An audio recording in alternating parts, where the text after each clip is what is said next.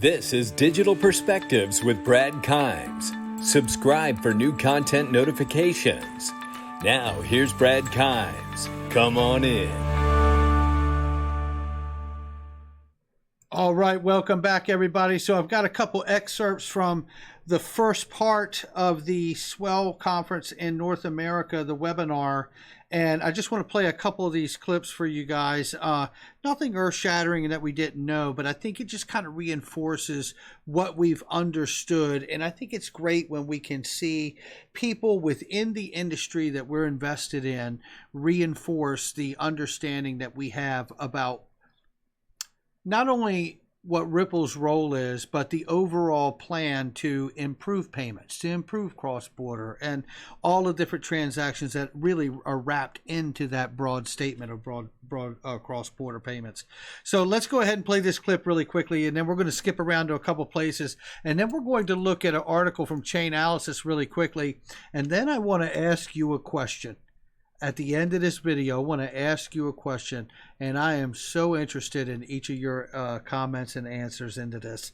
Okay, so here we go. Let's start right here. This is in remarks to whether the U.S. can really come back in this position they're in and leapfrog the industry in this tech race and kind of be number one. Let's hear the answer here. Just the implications to kind of global trade.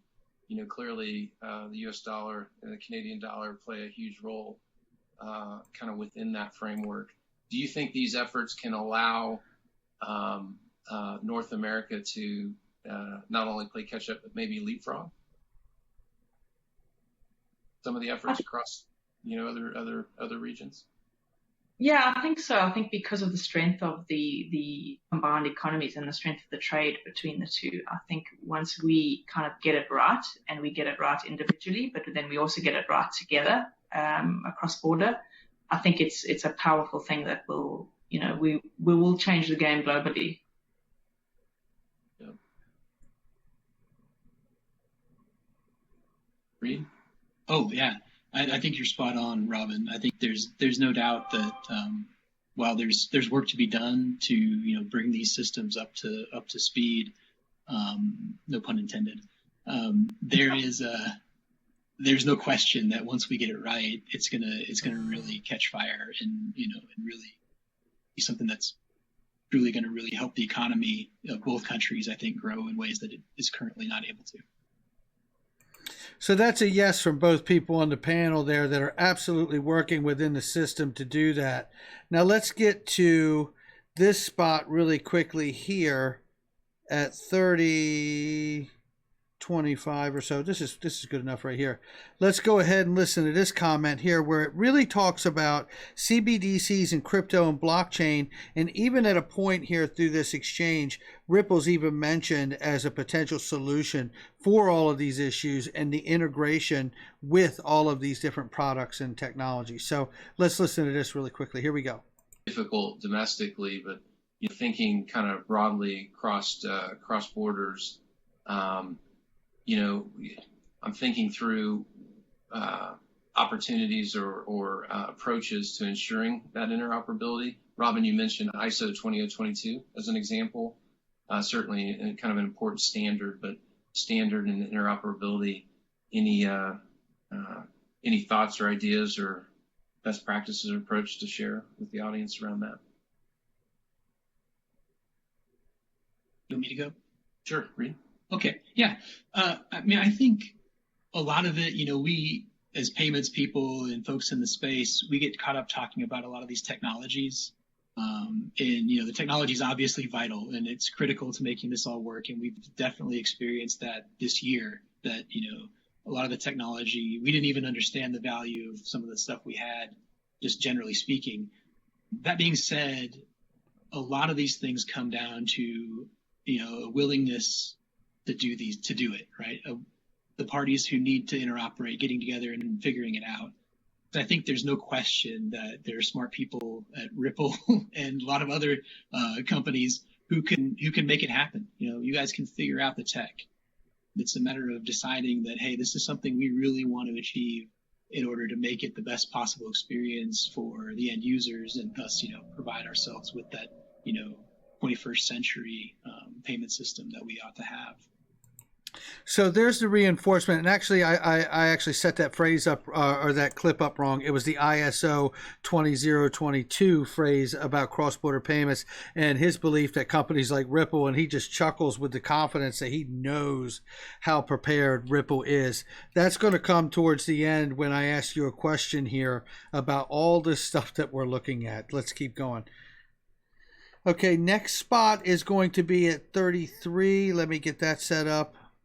Okay, let's go ahead and let it play right from here. This talks about the CBDCs, crypto, blockchain. Ripple's mentioned about companies, pretty much just paraphrasing here, basically leaning into the idea of these kinds of technologies because they're already seeing the benefits through the software. So let's check it out. Smart actors get together. It's leadership like your organizations that are going to help drive. So one of I've been waiting for this question. It's probably my favorite one. Obviously, as you talk to Ripple, we would love to get views on, how you see blockchain technology, kind of thinking around central bank digital currencies that are out there now. And another one of the side effects of pandemic is a lot of energy around that. And, just digital assets in general. It seems like, you've got some countries like China, you get the UK, Thailand, Switzerland, even I think Robin, Canada was one of the early adopters with I think it was called Mint Chip, if I'm not mistaken. But what do you guys think about kind of blockchain and where it's going across global payment in that ecosystem? I think, Pat, for us in Canada, we, as you said, we were involved quite early on. We did a project called Project Jasper, and that was between ourselves, Bank of Canada, which in Canada, just by the way, is slightly different. We don't form part of the bank. We just are regulated by them. It also involved the Bank of England and also the Monetary Authority of Singapore. So it was quite a collaborative project that we did. We included some of the global banks such as HSBC and JP Morgan. And this was just exploring at early stages blockchain and digital currencies to settle specifically cross-border payments. So that project is still ongoing. It's bigger and longer probably than our domestic modernization projects, but it's something that we are, it's not something that we're saying we're not interested in. We don't want to, we have nothing to do with blockchain or digital currencies. It's something that we want to be ready for. And in fact, the Bank of Canada is working on projects to build the capability for that central bank digital currency. So although they're not going to issue that currency as yet, when the need arises to issue it, they want to be ready. So we're working closely with them on that specifically.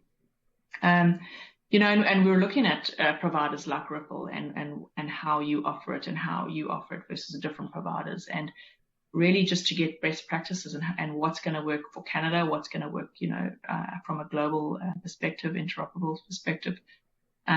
So it's something that underpins, I would say it's an undercurrent to our current more active modernization projects. Now we're about to hear from Reed, and that was really hugely positive that there's been projects been going Jasper for a long time between many major banks, and it's very exciting, and they are not shying away, as she said, from the idea of moving into the use of this technology. I mean, this is extremely exciting. And again, I'm going to have a question or two at the end of this, and I am excited to hear your thoughts on it, no doubt. Okay, so here we go. Let's hear Reed's response. Pretty funny remark when he opens up here, but let's hear this response. Yeah, I guess what I would say on this one, I think, this really ties in my mind back to the conversation we were just having around cross-border and interoperability. I think there's a lot of really interesting applications for digital currencies, virtual currencies, blockchain. When you talk about figuring out how to help different systems interoperate and figure out how you settle across currencies and things like that.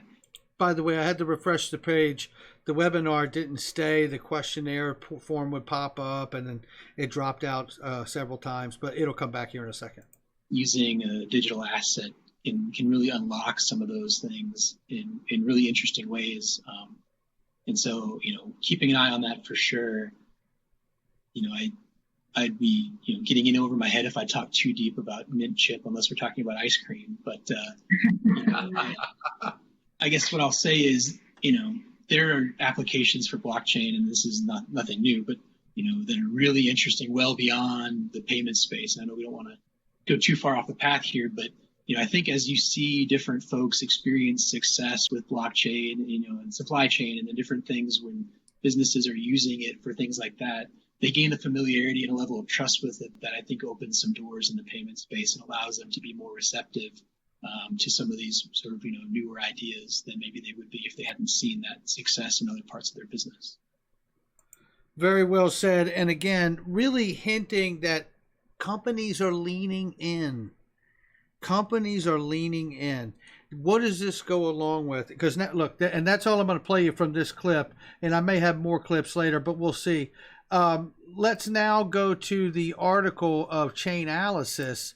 I want to show you this because this goes on to discuss the OCC's cryptocurrency custody announcement. So we literally just come from the Ripple webinar North America and talking about the benefits and how hard the banks and the payment systems companies are working towards integrating blockchain solutions, whether it be cryptocurrency or otherwise. It is exciting to see the back-end efforts. Again, I'm going to have a question here in a sec. Let's run through this article really quickly because it gives a little more clarity here to the understanding of exactly what that decision was about the other day. So let's take a look at this, breaking down the OCC's cryptocurrency custody announcement. Last week, the United States Office of the Comptroller of Currency announced the national banks can provide cryptocurrency custody services to customers, meaning that banks are authorized to hold the private keys to a customer's cryptocurrency wallet just as a hosted wallet service or exchange would. Previously, several states have given state banks permission to do so, but the OCC's announcement permits it for the largest banks operating across the nation. As a part of its announcement, the OCC also reaffirmed its prior decision that national banks can provide banking services to cryptocurrency businesses. It's worth noting that this may have been technically legal for national banks previously, as the OCC presented this announcement not as a new policy, but rather as a clarification of existing policy. But by formalizing the authorization of national banks to custody digital assets, the OCC is setting the precedent that banks can roll out custodial cryptocurrency tools and platforms. Below, we'll share a few of our thoughts of what this means for cryptocurrency. The regulatory clarity provided by the OCC last week comes at a crucial time as cryptocurrency adoption around the world continues to grow. You can see quarter over quarter. They show you the chart here. Let's get into this. In just the last year, the number of cryptocurrency users globally has grown by over 25% to reach nearly 51 million.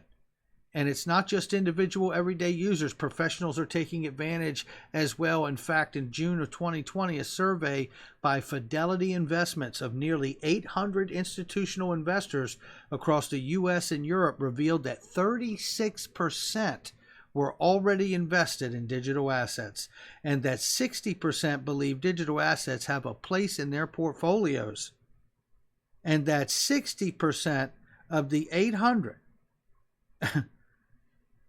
I mean, this is remarkable, see a place in their portfolios for digital assets. The OCC's recent announcement suggests that U.S. regulators understand the demand for cryptocurrency is growing, and that they want more. They want to empower banks to meet that demand. By giving banks the go-ahead to do that, the OCC is also taking an important step to ensure U.S. businesses stay competitive with their counterparts around the world in terms of fintech and cryptocurrency innovations. Not only that, but allowing banks to custody cryptocurrency could actually result in a greater adoption by providing a potentially safer option for holding digital assets that people are more comfortable with. Though it's not clear that traditional banks would actually offer more security for cryptocurrency, many likely perceive their bank, with whom they've often a long-standing relationship, as a more secure than newer cryptocurrency businesses less familiar with that they're less familiar with. Given that, it is possible that the custodial services offered by banks will prompt adoption by users who wouldn't have bought cryptocurrency previously, growing the user base overall. They are saying what we know. This is our time. Make no mistake about it. This is our time. If you are in this space and you are invested, this is our moment. I really do believe that, not financial advice. Now more than ever, the U.S. bank needs to assess risk on opportunities of cryptocurrency. Banks now have to go ahead to just offer their services to cryptocurrency businesses, as large institutions like JP Morgan have already done, but also to launch their own custodial cryptocurrency platforms. Fintech upstarts like Robinhood and Square via Cash App are virtually the only companies combining traditional banking and payment services with the access to cryptocurrency today. These are the same companies threatening banks' wallet share. A recent survey of Capgemini suggests that 68% of consumers globally currently have an account open with a challenger bank similar to those described above, or plan to open one in the next 3 years.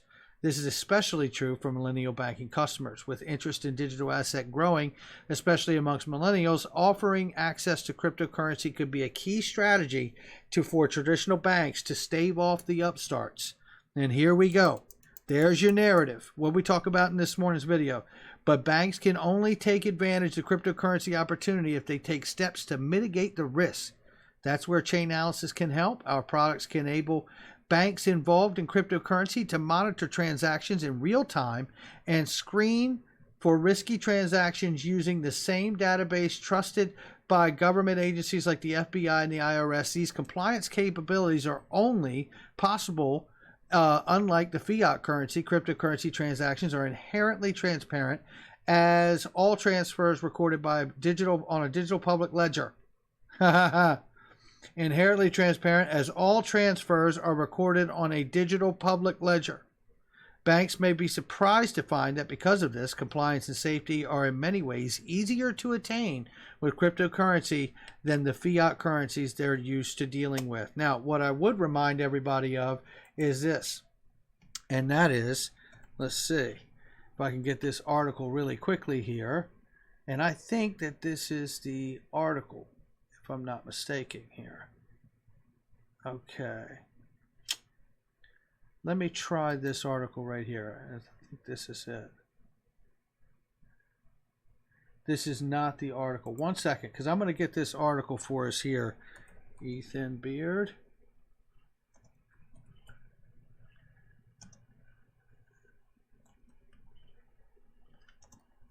We're going to get this.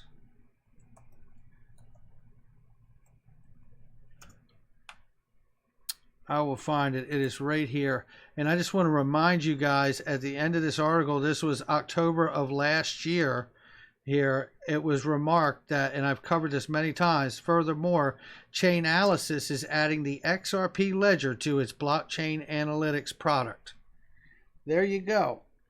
So we're listening to the Chainalysis tell you what it means for the OCC to give the decision, as well as realize what their role is in helping banks as a service to mitigate the risk as they move into cryptocurrency custody, knowing that Chainalysis uses the XRP ledger to its added XRP ledger to its blockchain analytics product. How about that? Okay. Now the question I wanted to ask is this. You just saw people from Canada, people from the Faster Payments Network and working on that whole team all the way around, US, Canada there, speaking to someone from Ripple, and I cannot remember his name. I think it's Pat Thelen, I believe it is. But at any rate, you're seeing all these people talk about the use of Ripple's products. Do you actually believe that they would use Ripple's products and not use the token? you know, hearing Chainalysis observation and their opinion of the OCC ruling, which really clarified that banks could before, but they really came out and gave the clarification they need. And knowing that Chainalysis brags that they're a part of saying, hey, and we can help banks mitigate this risk getting into the cryptocurrency world, and understanding that to some degree, the XRP ledger is being used in Chainalysis analytics product. I have to tell you, you know, and then hearing Chainalysis in the article, even at the end of the article, where they talked about everything going across a ledger, right? These compliance capabilities are only possible because, unlike with fiat currency, crypto transactions are inherently transparent, as well as transfers recorded on a digital public ledger. Now, they may be in that article, they may be suggesting just generally speaking. All I know is, and I'm not trying to start a fire here, being an alarmist, but that could be a general statement about, you know, reporting it on a public digital ledger. Fair enough. But this isn't. This is a direct line from Ethan Beard last October talking about Chainalysis adding the XRP ledger to its blockchain analytics product. So it's there for a reason. And I can tell you, and there's a reason that banks are custodying crypto. And it's because the big boys are about to come into this space, and the big boys and girls are about to buy out these upstarts and tell them, thank you for coming. We appreciate the work you've done. You're no longer needed. We'll take it from here. All right, guys, that's going to do it for me. Hit the like and subscribe. I'll catch you on the next one.